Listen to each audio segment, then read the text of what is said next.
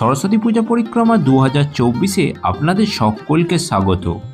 আজ আপনাদের কাছে তুলে ধরব মগরার বেশ কিছু ভালো ভালো পূজা মণ্ডপ, যেগুলো মগরা স্টেশনে নেমে খুব সহজেই হেঁটে এগুলো ঘুরে দেখে নেওয়া যায়। তো চলো, প্রথমে আমরা চলে যাচ্ছি অগ্রগামী সঙ্ঘে পূজা মণ্ডপে। মগরা স্টেশনে নেমে জিটি রোডের দিকে যেতেই এই ডান হাতেতেই পড়বে এই অগ্রগামী সঙ্ঘের পূজাটি। এবারে এখানে 75 বৎসর পূর্তি উপলক্ষে এখানে দারুণ ব্যবস্থা করা রয়েছে। তো দেখতেই পাচ্ছ অগ্রগামী সঙ্ঘের পূজা মণ্ডপটি। আর এবছর তাদের ভাবনায় ফুটে উঠেছে থাইল্যান্ডের বুদ্ধ মন্দির। তো চলো এবার মণ্ডপের ভিতরে গিয়ে মাতৃপ্রতিমাটি দেখে নেওয়া যাক।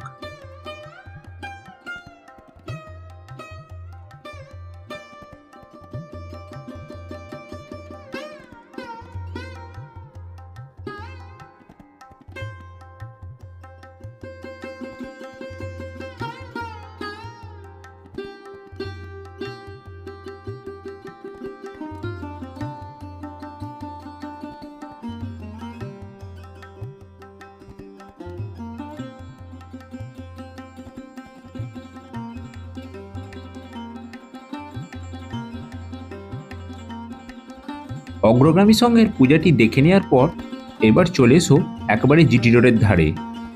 জিটি রোড দিয়ে কোনো দিকে না বেঁকে রাস্তাটি ক্রস করে ওপারে গিয়ে তোমরা দেখতে পাবে এই প্রিয় সমিতির পূজা মণ্ডপটি। চলো মণ্ডপের ভিতরে গিয়ে দেখে নেওয়া যাক এখানে কীরকম কি হয়েছে। মূলত ইনাদের এবারে ভাবনায় ফুটে উঠেছে একখণ্ড রাজস্থান।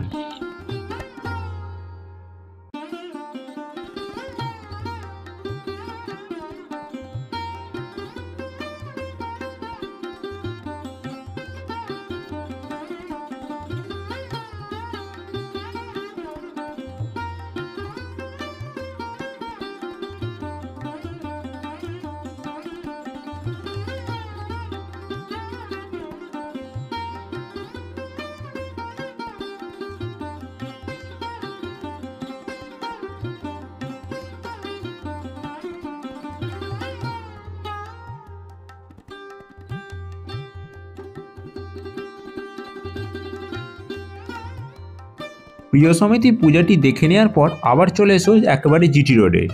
এবার জিটি রোড থেকে আলো বরাবর তোমরা চলে যাও নর্থ ডাইরেকশানে। কিছুটা গিয়ে দেখতে পাবে আর্য সমিতির পূজাটি জিটি রোডের বাঁ হাতে পড়ছে। এনাদেরও এবারে 75 বছর পূর্তি হচ্ছে। তো চলো তাহলে এই মণ্ডপটিও একটু ঘুরে দেখে নেওয়া যাক এবং এখানের মাতৃপ্রতিমাটিও দর্শন করে নেওয়া যাক।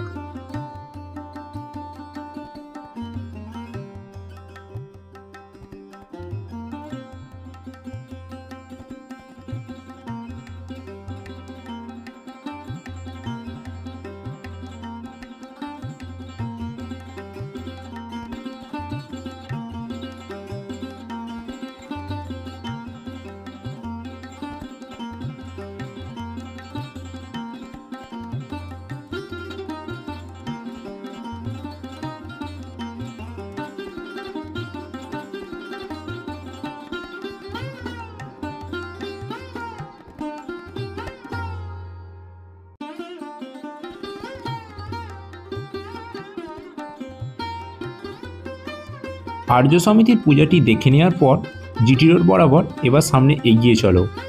গিয়ে দেখবে ডান হাতে পড়ছে একটি বন্ধন ব্যাংক, আর তার বিপরীত সাইডেই একটা রাস্তা নেমে গেছে একটা মন্দিরের পাশ দিয়ে। সেই রাস্তাতে ভিতরে প্রবেশ করলেই তোমরা দেখতে পাবে এই ঐক্য সমিতির পূজা মণ্ডপটি, যাদের ভাবনায় এবছর ফুটে উঠেছে মায়ানমারের একটি প্যাগোডা। তো চলো তাহলে এই মণ্ডপটি একটু ভালোভাবে ঘুরে দেখে এখানের মাতৃপ্রতিমাটি দর্শন করে নিই।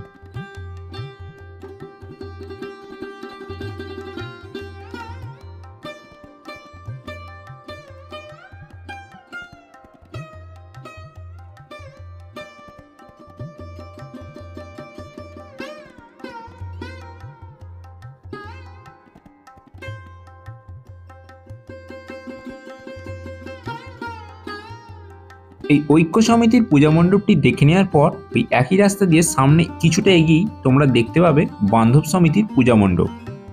তো এনাদের এবছর 105 বছর পূর্তি হচ্ছে। তো অসাধারণ লাইটিংও রয়েছে তাদের।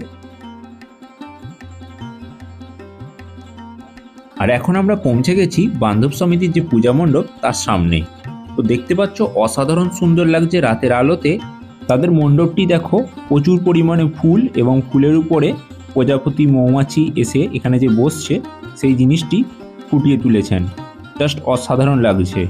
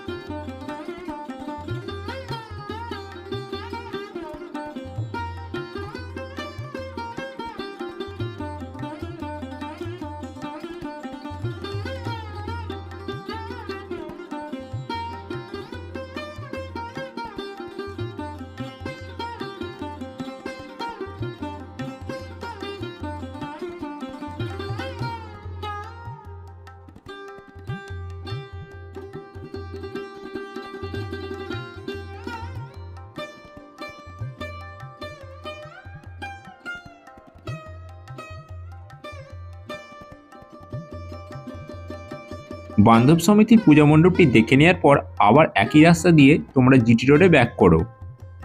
জিটি রোড থেকে আবার তোমরা নর্থ ডাইরেকশানে এগিয়ে চলো। কিছুটা গিয়ে তোমরা একটা ব্রিজ ক্রস করবে, দেখবে ব্রিজেতে চার সাইডে কত আলো লাগানো আছে। তারপরে তোমরা ফের জিটি রোড থেকে বাঁ দিকে নেমে গিয়ে তোমরা এই সোনালী সংঘের পূজাটি দেখতে পাবে। এখানেও অসাধারণ লাইটিং করা হয়েছে। এছাড়া এই রাস্তার ভিতরে তোমরা আরও নেতাজি সংঘ, বিবেকানন্দ সংঘ, এই সমস্ত সংঘের পূজা মণ্ডপটিও দেখে নেবে। এখন আমরা যে পূজা মণ্ডপটি দেখতে চলেছি এটি হচ্ছে সোনালী সংঘের পূজা।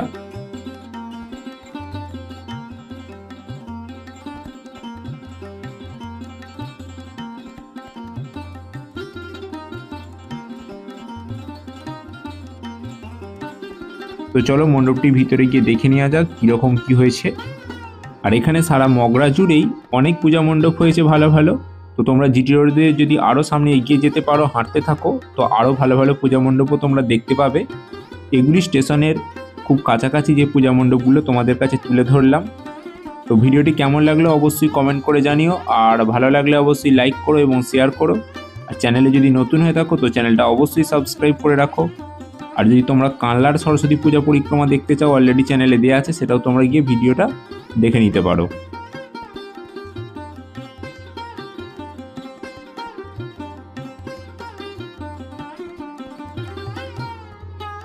তো দেখতে পাচ্ছ এখানে মাতৃ প্রতিমাটি বিভিন্ন রকম শস্য দানা দিয়ে তৈরি হয়েছে। আর এই মাতৃ প্রতিমাটি দর্শনের সাথে সাথে আজকের মগরার সরস্বতী পূজা পরিক্রমা শেষ করলাম।